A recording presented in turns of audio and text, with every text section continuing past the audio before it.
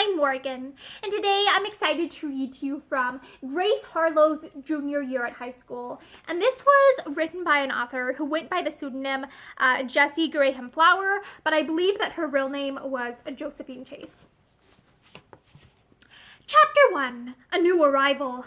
Next to home, there is really nothing quite so satisfying as our dear old high school, exclaimed Grace Harlowe as she entered the locker room and beamed on her three friends who stood nearby. It does seem good to be back, even though we had such a perfectly glorious summer, said Jessica Bright. We are a notch higher, too. We're actually juniors. This locker room is now our property, although I don't like it as well as the one we had last year. We'll get accustomed to it, and it will seem like home inside of 2 weeks, said Anne Pearson philosophically. Everything is bound to change in this world, you know. We must put ourselves in harmony with the things among which our lot is cast. Well, Marcus Aurelius, we'll try to accept your teaching, laughed Grace, who immediately recognized the quotation as coming from a tiny Marcus Aurelius yearbook that Anne kept in her desk and frequently perused. I wonder what school will bring us this year, mused Nora O'Malley, as she retied her bow for the 5th time before the mirror and critically surveyed the final effect. We had a stormy enough time last year, goodness knows. Really, girls, it is hard to believe that Miriam Nesbit and Julia Crosby were at one time the banes of our existence. They come next to you three girls with me now. I think that we all feel the same about them, replied Grace. Miriam is a perfect dear now, and is just as enthusiastic over class matters as we are. It looks as though everything were going to be plain sailing this year, said Jessica. There isn't a disturbing element in the class that I know of. Still, one can never tell. Oh, here come Eva Allen and Marion Barber, said Grace delightedly, and rushed over to the newcomers with outstretched hands. By this time, girls began to arrive rapidly, and soon the locker room hummed with the sound of fresh, young voices. Coats of tan were compared, and newly acquired freckles deplored, as the girls stood about in groups, talking of the delights of the summer vacation just ended. To the readers of Grace Harlowe's plebe year at high school and Grace Harlowe's sophomore year at high school, the girl chums have become familiar figures. It will be remembered how Grace Harlowe and her friends, Nora O'Malley and Jessica Bright, during their freshman year, became the firm friend of Anne Pearson, the brilliant young girl who won the freshman prize offered each year to the freshmen by Mrs. Gray. The reader will recall the repeated efforts of Miriam Nesbit, aided by Miss Leese, the algebra teacher, to disgrace Anne in the eyes of the faculty, and the way each attempt was frustrated by Grace Harlowe and her friends. Mrs. Gray's house party, the winter picnic in Upton Wood, and Anne Pearson's struggles to escape her unworthy father all contributed toward making the story stand out in the reader's mind. In Grace Harlowe's sophomore year, the girl chums were found leading their class in athletics. Here, Miriam Nesbit, still unsubdued, endeavored once more to humiliate Anne Pearson and to oust Grace from her position as captain of the basketball team, being aided in her plan by Julia Crosby, captain of the junior team, against whom the sophomores had engaged to play a series of 3 games. Grace's brave rescue of Julia Crosby during a skating party and the latter's subsequent repentance restored good feeling between the two classes, and the book ended with the final conversion of Miriam after her long and stubbornly nursed enmity. David Nesbit's trial flight in his aeroplane, Grace's encounter with escaped lunatic who imagined himself to be Napoleon Bonaparte, were among the features which made the book absorbing from start to finish. The clang of the first bell broke in upon the chattering groups, and obedient to its summons, the girls moved slowly out of the locker room and down the corridor, talking in subdued tones as they strolled toward the study hall. Miss Thompson stood at her desk, serene and smiling as the girls filed in. How well Miss Thompson looks, whispered Grace to Anne as they neared their seats. Let's go up and see her when this session is over. It's sure to be short this morning. It was customary on the opening of school for the members of the various classes to take their seats of the previous year. Then the sections were rearranged, the seniors taking the seats left by the graduates, and the other classes moving up accordingly. The first day of school amounted to really nothing further than being assigned to one seat and getting used to the idea of school again. Miss Thompson usually addressed the girls on the duty of high school students, and the girls went forth full of new resolutions that last for at least a week. Grace looked curiously about her. She wondered if there were to be many new girls that year. The present freshmen, direct from the grammar schools, sat on the front seats looking a trifle odd at the idea of being academic pupils, and feeling very strange and uncomfortable under the scrutiny of so many pairs of eyes. Her glance wandered toward the new sophomore class, as though in search of someone, her eyes brightening as she caught sight of the brown-eyed girl who had won the freshman prize the previous June. The latter looked as helpless and friendless as when Grace first saw her step up on the platform to receive her money. "I shall certainly find out more about that child," she decided. "What is her name? I heard it at commencement, but I have forgotten it." Taking a leaf from a little notebook that she always carried, Grace wrote, "Do you see the freshman prize girl over among the sophomores? What is her name? I can't remember." Then, folding the paper, she tossed it to Anne, who nodded, then wrote, "Mabel Allison," and handed it to the girl sitting opposite her, who obligingly passed it over to Grace. With a nod of thanks to Anne, Grace glanced at the paper and then at the owner of the name, who sat with her hands meekly folded on her desk, listening to Miss Thompson as though her life depended upon hearing every word that the principal uttered. "I want all my girls to try particularly this year to reach a higher standard than ever before," Miss Thompson concluded, "not only in your studies, but in your attitude toward one another. Be straightforward and honorable in all your dealings, girls, so that when the day comes for you to receive your diplomas and bid Oakdale High School farewell, you can do so with the proud consciousness that you have been to your schoolmates just what you would have wished them to be to you. I know of no better preparation for a happy life than constant observation of the golden rule. And now I hope I shall have no occasion to deliver another lecture during the school year," said the principal, smiling. "There can be no formation of classes today, as the bulletins of the various subjects have just been posted, and will undoubtedly undergo some changes. It would be advisable, however, to arrange as speedily as possible about the subjects you intend to take, as we wish to begin recitations by Friday at the latest, and I dare say that the changes made in the schedule will be slight." Then the work of assigning each class to its particular section of the study hall began. The seniors moved with evident pride into the places reserved for the first class, while the freshmen looked visibly relieved at having any place at all to call their own. Immediately after this, the classes were dismissed, and a general rush was made to the end of the great room, where the bulletins were posted.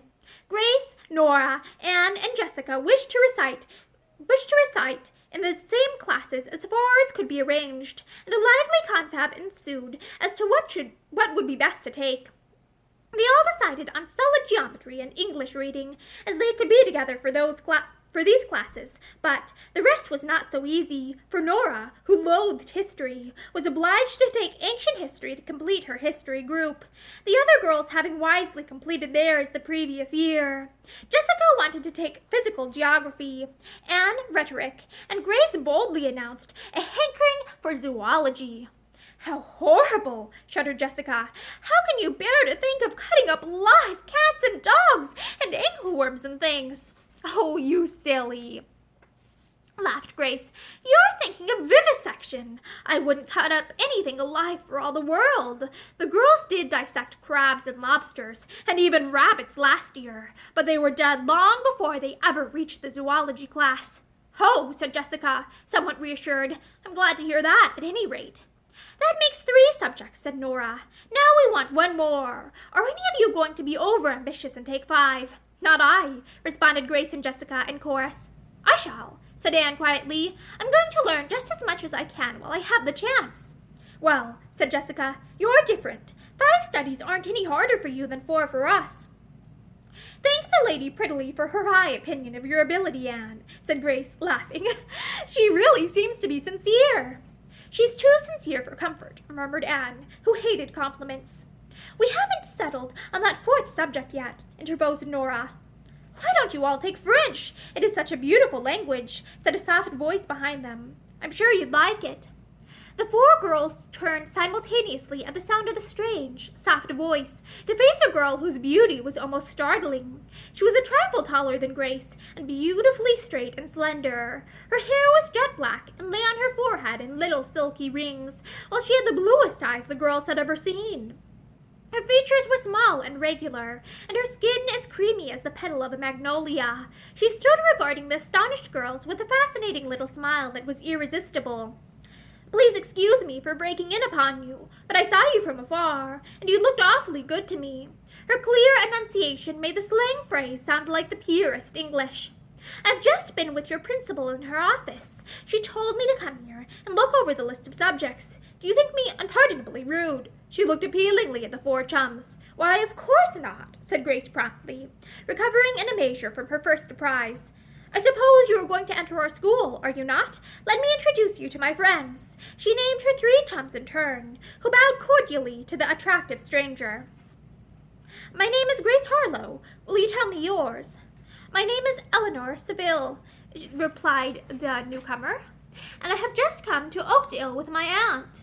We have leased a quaint old house in the suburbs called Heartsease. My aunt fell quite in love with it, so perhaps we shall stay a while. We travel most of the time, and I get very tired of it, she concluded with a little pout. Heartsease, cried the girls in chorus. Do you live at Heartsease? Yes, said the stranger curiously. Is there anything peculiar about it? Oh, no, Grace hastened to reply. The reason we are interested is because we know the owner of the property, Mrs. Gray, very well. Oh, do you know her? Replied Eleanor lightly. Isn't she a dainty little old creature? She looks like a Dresden shepherdess grown old. For an elderly woman, she really is interesting. We call her our fairy godmother, said Anne, and love her so dearly that we never think of her as being old. There had been something about the careless words that jarred upon Anne. Oh, I am sure she is all that is delightful, responded Miss Seville, quickly divining that Anne was not pleased at her remark. I hope to know her better.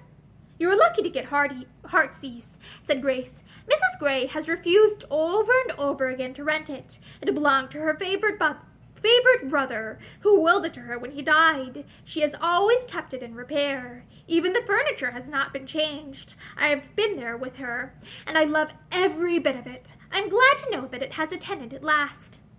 Mrs. Gray knew my aunt years ago. They have kept up a correspondence for ever so long. It was due to her that we came here, said Eleanor. Is your aunt Miss Margaret Nevin? Asked Anne quietly. Why, how did you know her name? Cried Eleanor, apparently mystified. This is getting curiouser and curiouser. The four girls laughed merrily. Anne is Mrs. Gray's private secretary, explained Jessica. She tends to all her correspondence. I suppose you have written more than one letter to Miss Seville's aunt, haven't you, Anne? Yes, indeed, replied Anne. Her name is very familiar to me. What class are you girls in? Said Eleanor, abruptly changing the subject. Or aren't you all in the same class? We are all juniors, laughed Nora, and proud of it. Our green and callow days are over, and we have entered into the realm of the upper classes. Then I shall enter the junior class too, for I choose to hobnob with you girls. Don't say you don't want me, for I've made up my mind, and it is like the laws of the Medes and the Persians, unchangeable. We shall be glad to welcome a new classmate, of course, responded Grace. I hope you will soon be one of us. Did Miss Thompson say that you would have to take the examinations? She did, answered Eleanor ruefully. Still, I'm not much afraid. I've studied with a tutor, so I'm pretty well up in mathematics and English. I can speak French, German, Italian, and Spanish almost as well as English. You know I've lived most of my life abroad. I'll manage to pass somehow. I should think you would, exclaimed Anne, admiringly. I hope you pass, I'm sure. Perhaps you'll be too far advanced for our class. Never fear, my dear, said Eleanor. My heart is with the juniors, and leave it to me not to land in any other class. But really, I've bothered you long enough. I must go back to your principal and announce myself ready to meet my fate. I hope to know you better when examinations have ceased to be a burden, and the weary are at rest. That is, if I survive. With a gay little nod and a dazzling smile that revealed almost perfect teeth, she walked quickly down the long room and out the door, leaving the girl chumps staring after her. "What an extraordinary girl," said Jessica. "She acts as though she'd known us all her life, and we never set eyes on her until she marched in and calmly interrupted us 10 minutes ago." "It doesn't seem to make much difference whether or not we like her. She has decided she likes us, and that settles it," said Grace, smiling. "What do you think of her, Anne? You are a pretty good judge of character." "I don't know yet," replied Anne slowly. "She seems charming. She must be awfully clever, too, to know so many languages. But what?" queried Nora. "Oh, I don't know just what I want to say, only let's proceed slowly with her. Then we'll never have anything to regret." "Come on, girls," said Jessica impatiently. "Let's hurry. You know we promised to meet the boys as soon as school was over." The girl chums walked out of the study hall, each with her mind so full of the new girl who had so suddenly appeared in their midst that the proposed call upon Miss Thompson was entirely forgotten. And that is the end of chapter 1 of Grace Harlowe's junior year at high school. Thank you for listening to this chapter with me, and I hope you return soon for the next one. Have a great day.